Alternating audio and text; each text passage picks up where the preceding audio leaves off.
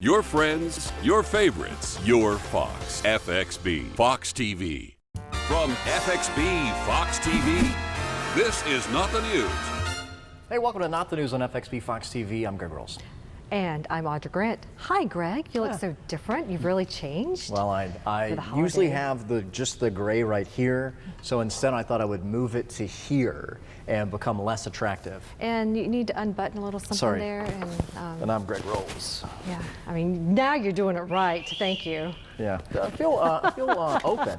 Sorry, I'm BJ Cardin for Greg Rolls. Hey, our question of the night is, what type of chest hair does Greg Rolls have? Luscious. No, the real question is, what's your favorite food? We've posted the question to our Not the News Facebook page, so get involved in the conversation. Go there and have some fun. So this was an easy one.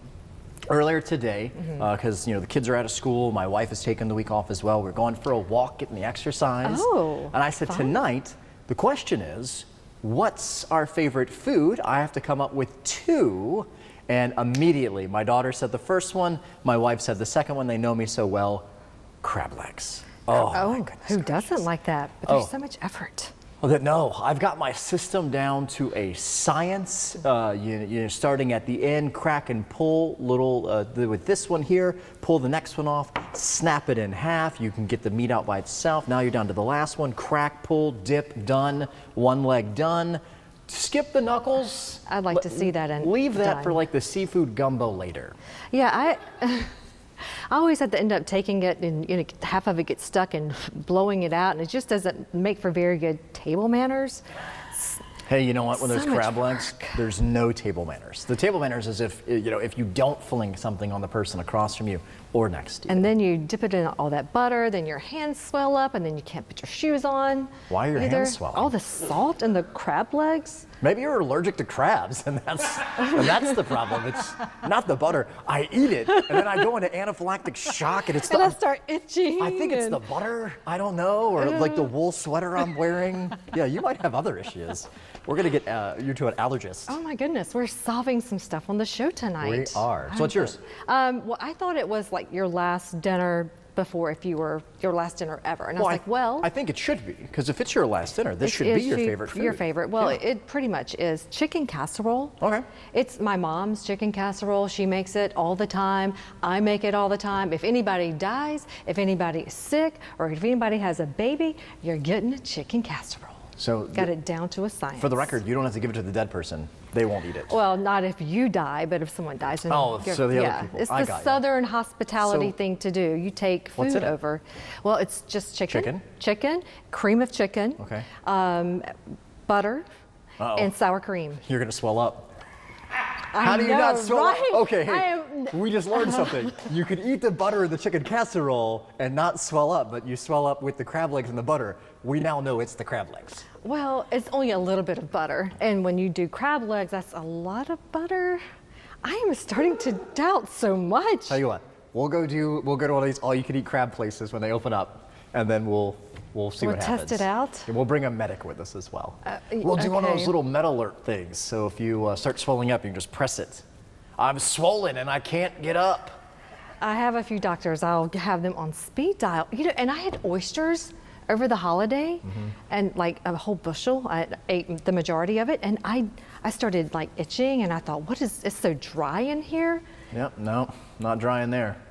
Maybe your body's drying out from the allergic reaction. Yeah, it must be something with the seafood. Oh my goodness, BJ. Yeah, I'm surprised you didn't realize that before. I know Greg needs to pay more attention to those things. I mean, you just solved so much for me. I'll be your work husband. We're gonna work this out. Everything's gonna be okay. All right, well, my second one, and may actually be my favorite, is the chocolate ice glazed Krispy Kreme donuts. Like, I like the regular ones. That's great. But when you put the chocolate icing right on top, oh my goodness gracious. So like if I did have a last meal, like I'm on death row and I get my last meal, I'm eating all the crab legs I can, and then I'm down an entire box of Krispy Kreme donuts. Oh my, and I know it's like you can't just eat one. You shouldn't just eat one. I'm offended whenever there's just one left in the box. I'm like, who did this? Oh, the glaze. I also had Krispy Kreme over the weekend. Did you swell up and die? And I wonder why my shoes don't fit or my everything else. It's not the salt. That's because Krispy Kreme donuts make you fat. Like, no, we know that one. You got a case of diabetes and gluttony with that one, and that's okay. This one time at band camp, when I worked at another news station, I was anchoring and producing the morning show, and one of the sales team members brought Krispy Kreme in, and this time I didn't know that I had, that I would have a sugar coma. Oh, and I yeah, ate like 4 careful. or 5 donuts, just like, man, these are good. And I was like, you know what? I'm just going to lay my head down here for just a second. That was it? I didn't wake up until the director was like, Audra, counting down 5, 4. Yeah, we had to skip that cut in. Yeah, you got to plan that sugar high. You're like, all right, okay, where do I have to be in a little bit? Ride that high and then sleep off the rest of it. Yeah, you got to have protein first. I figured out. That's what my doctor said. You can eat all the donuts you want, just eat protein Some first. crab legs. Yeah. Some crab legs and butter and salt. What's your second one? Rita's cotton candy combination. Okay. All right, so there's a chocolate and Oreos right there too. My daughter ordered that, but the one in the back, that is the cotton candy combo. It's cotton candy custard with vanilla ice cream at Rita's. It is the best combo ever, and especially if you sprinkle some nerds on top. Tangy. The best. Okay. Awesome. I like that combination. In fact, I might have to go by there today. And some crab legs. And get some crab legs on the way. Now treat yourself after you get out of the hospital. Yeah. Well, it's usually the other way around. You always hear about customers punching workers, but an employee at a deli in New York lost his cool and served up a knuckle sandwich. Following a complaint about an order, the employee was arrested and charged with assault. He'd only been working there, for about a month, so he didn't know better. I guess they were just trying to order it their way, right away, and he said, I don't think so, sucker. That's right, and he sucker punched him with the knuckle sandwich. I mean, it happens, right? Thank you. So light of flaws, light golf of flaws. We're going to move on quickly from that one. Hey, forget the sandwich. Take a bite out of this. A 7-foot-tall monolith made out of gingerbread appeared in San Francisco on Christmas and collapsed the next day because it's literally just made out of gingerbread.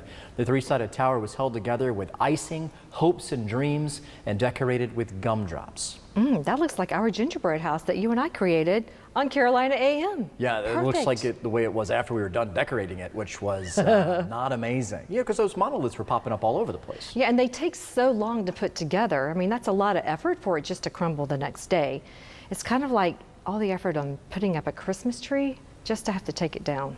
Well, the Christmas tree at least is up for like a month and some change, or if you're at Greg's house, you put it up in July, so you have it up for at least 6 months. It feels like I just put mine up. It's time to take it down again. We didn't even decorate ours. It's up, it comes with the lights already on it. There are about 15 white bows, and there are 4 ornaments on it. Did they never make that trip to Target to get all those coordinated colors? No, it was like weeks ago, we talked about my daughter and my wife were gonna buy new ornaments for the tree and make a nice tree this year. Instead, we straight up didn't even decorate it. And it was just fine, right? Oh, it was great, yeah. Christmas happened just the same. Yeah, one of mine. I only decorated one of my trees. Only one? Only one of them. You rich? No, I have these in my attic. I bring them out every year. And they sold out of the real trees. So I had to, I love Christmas. Yeah. Well, another festive landmark appeared when a waterfall in China froze over. And very exciting. The stream of water created a 460-foot tall Christmas tree. There it is. Seeing is believing. This wasn't the first year that this happened, though, that it froze in such a way. In 2017, it was the subject of a short documentary called, guess what? Searching for Christmas Tree. Yeah, and proper grammar on that. Probably should have thrown an A in there for those people. But that's like my Christmas tree, not decorated. Yeah, it's perfect. It's beautiful. It's part of nature. I'm surprised no one actually decorated that thing. Oh, that would be a good prank. Next year. Throw up some food coloring and splash all that. All right, well, we take a look back at some weird food combos from the year when we come back on Not the News. Have you such a sweet thing good enough to eat thing? When we left you last, they were saying something ridiculous. This is Not the News. Hey, welcome back. Archaeologists recently discovered a 2,000-year-old food shop while excavating near Pompeii. The fast food eatery even revealed popular dishes among people who enjoyed dining out, which included traces of pork, fish, snails, and beef. They unearthed an entire thermopolium, whatever the heck that is, otherwise known as a multi-sided counter with holes within it, which you would insert dishes that you could put hot food in, which would be comparable to a salad bar. Very solid economy over there. Oh, yeah. Floor is lava and... The floor is lava. Yeah, they played the that game floor all is the time lava, in Pompeii. Uh-huh. Just once, sorry. They only played that one time. Also, they discovered all the sauces hot in that eatery. There's more, but we better move on. They also found a lot of other accessories, pretty fascinating. So we sent our man on the street, Tyler, to the streets to find out about your favorite food. If I could eat my favorite food every day, I would probably die of mercury poisoning because I love raw tuna. Sushi is the best. So what's your favorite food? Salmon. Salmon? Actually, no, chicken tenders. Wait, we went from salmon to chicken tenders? Yeah, depends on the day. Oh, definitely Japanese hibachi, some teriyaki chicken and shrimp. Definitely steak. Definitely. Yes. Nothing even close. Maybe shrimp. Sushi. Sushi? Yeah. Any particular? No particular sushi. Just sushi as a spectrum. Anything carb related. Breads, anything like that. I love bread. Fried Chicken Friday. It's the best event on campus. What would happen if you just couldn't get your favorite food anymore? I would find a new favorite food. I mean, I'd be a little upset, yeah. Couldn't get any more? Oh, I'd be lost. I'd be upset, but I'd probably default to pizza. Oh, yeah? Yeah. What if you can't get pizza anymore? You gotta find something else to default to. I'm a hungry dude. My skin would fall off of my bones and I would die. What do you do when the riots begin? When the riots begin, gosh, I guess I'd start looting, you know. I'd have to. Gotta find any way to get the hibachi, I guess. Start throwing elbows. Somebody's gotta get that food. I would probably punch everybody in the face if they tried to take my chicken. Going to war for sushi. Did I talk to you, your friend, your mom? Did you miss it? Well, visit WFXB.com to find those clips you missed or watch a favorite again. So when I first started off my radio career, I was super poor. So what I would do is at a radio event, if it was, if they had free food, I would take what was left over and come home with it. So I was so poor, in fact, that at one occasion, you know, the shrimp cocktail, the shrimp rings that you would get at the grocery store, I took one of those home. So I had shrimp cocktail shrimps, and all I had were Pringles in the cupboard. So I would take a Pringle. Then I'd take one of those shrimps and I'd put it on the Pringle, and I would eat the Pringle and the shrimp, and it was actually pretty delicious. That's a lot of salt. Did you swell up? I swelled up and I went to the doctor. Yeah, like my crab legs and butter. Do you mix your, when you have breakfast, your grits and your eggs and your bacon, do you mix it all together? Nope. No, I do. So I love that. It kind of just touches each other, and I found that it just, go ahead and mix it up. It's good. It gets mixed right here. That's fine for me. Yeah. All right, well, since we're talking about food tonight, it seemed fitting to highlight some of the strangest food combinations that debuted this past year. Mickey D's China introduced a limited time Oreo Spam Burger, and you heard me right. They did it in late December. There were about 400,000 produced and sold. The burger part was made out of Spam and then topped with crushed Oreos covered in mayonnaise. Just saying the word mayonnaise makes me want to I like mayo, but not in that combination. Well, in September, a Burger King in Taiwan, they taste tested a chocolate Whopper. It included all of the classic Whopper toppings plus the chocolate syrup. Now, I maybe could stomach that better than the mayo. If you give me a cake bun top, and then the burger is some sort of like dessert type thing with chocolate. In like flan, but a real burger in that? No, thank you. Well, sweet and salty. Yeah. All right, well, Taco Bell Canada released its own wine line, complete with one bottle called Jalapeno Noir. $25 bottle of red wine was meant to be paired with its toasted cheesy chalupa.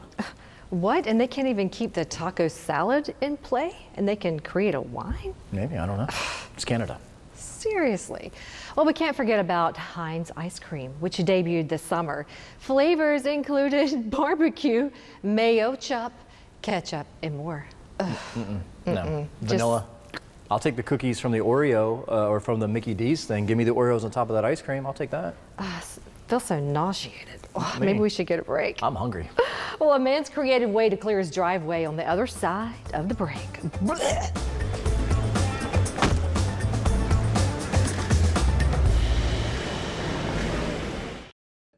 When we left you last, they were saying something ridiculous. This is not the news. Hey, you, welcome back. Remember, our question of the night is, what's your favorite food? Make sure you keep sharing your answers with us on the internets on our Not the News Facebook page. Well, there's something about fresh fallen snow that makes you feel like a kid again. Yes, it does. A group of adults took their snow sculpting up a whole new level and did something kids cannot do when they built a bar in their backyard out of the white fluffy stuff. No need for ice in those drinks. Hey, that looks like a good party over there. Yeah, so if you're drinking outside with a snow bar, there's tons of yellow snow around. You're not going to go inside. Did you eat snow growing up? Did you just like go out and just take a Sure. scoop? Not the yellow snow, but snow, yeah. Yeah, we would always make snow cream. Well, from playing in the snow to just clearing it, a man from Kentucky, he's going viral after he found a creative way, we think, to clean his driveway. Take a look. He used a flamethrower. Yes. And he did it Cousin Eddie style, dressed in a white bathrobe, socks, slippers, and a hat while drinking, of course, an adult beverage. Yeah, for this guy, Really nice. that is I love level. that's my favorite story of the whole night. It's every man's dream to own a flamethrower, and this guy actually found a use for it. It's every woman's dream to find a funny man like that. Oh, how about that? Hey, more fun in the snow when Not the News returns. And since we've no place to go. When we left you last, they were saying something ridiculous. This is Not the News. Welcome back. During the recent snowfall, a family from the north built a maze for their 21 rescue dogs, and we've got it for you. It took over 2 hours to clear a path for Mabel, Major, Myra, Mary, Marie, Fitzgibbons, Delilah, Vera, Pixie, Lacey, Phil, Mercury, Sam, Stig, Tia, Meatball, Quinn, Tina, Pisto, Pesto, Frank, Gizmo, Nutmeg, and Bully.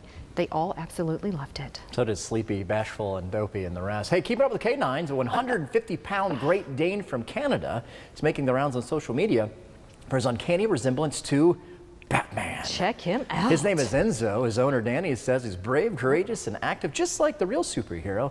And he's a great guard dog, but also very friendly. I'm down with that. Batman's dog's name is Ace, the Bat Hound. So I think that's what they should rename him. I am down with Batman and Ace. Yeah, I thought that Love dog was that. super cool because he really does look like Batman. I'm down.